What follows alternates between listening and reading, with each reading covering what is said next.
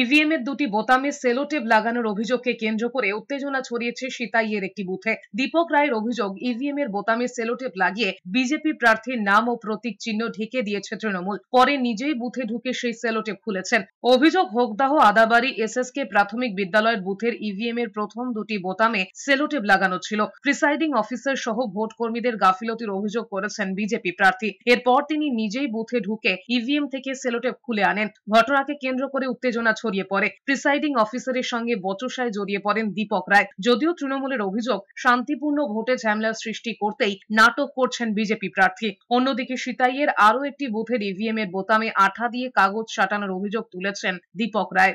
EVM এ presiding সহ যে সমস্ত এজেন্ট ছিল তাদের সম্মুখে দেখা গেল যে 1 নম্বর 2 নম্বর বোতাম সেলোটেপ দিয়ে আটকানো আছে। প্রিসাইডিং অফিসারকে বললাম এটা আপনাকে লক্ষ্য রাখতে হবে। উনি বললেন বারবার আমি দেখছি। আমি যখন গেলাম কি দেখছি আমি জানি না, এই তো দেখছেন আপনারা নমুনা। আমি